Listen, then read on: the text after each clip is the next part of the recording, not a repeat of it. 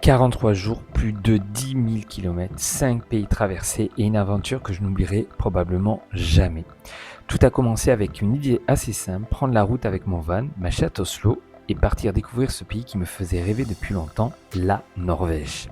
Au fil des kilomètres, j'ai découvert un pays où la route fait déjà partie du voyage. Ici, on ne roule pas simplement pour aller d'un endroit à l'autre, on traverse des montagnes, on longe des fjords, on découvre des villes, des villages et parfois on s'arrête juste parce que le paysage devant nous est incroyable. Stavanger, Bergen, puis toujours plus au nord. À chaque nouvelle étape, j'avais l'impression que la Norvège avait encore des choses de différentes à me montrer.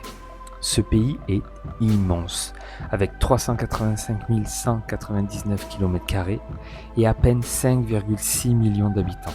Autant vous dire que vous pouvez traverser le pays et faire des kilomètres sans croiser personne.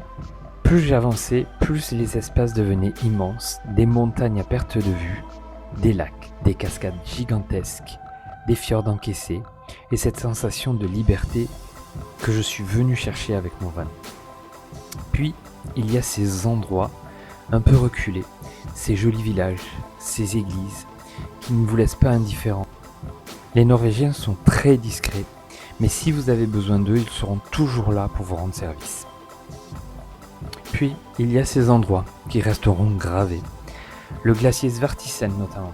Se retrouver face à une telle masse de glace remet immédiatement les choses à leur place. On se sent vraiment tout petit.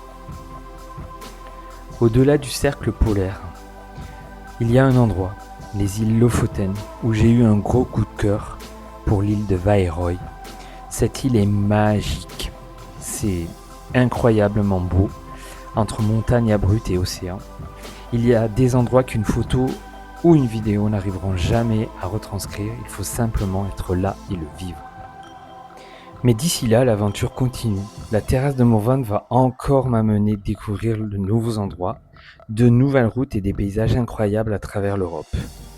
Et même lorsque la Norvège deviendra notre maison, Oslo et moi continuerons à partir, à chercher ces endroits qui donnent simplement envie de s'arrêter, de s'asseoir sur la terrasse et de regarder le monde juste devant nous.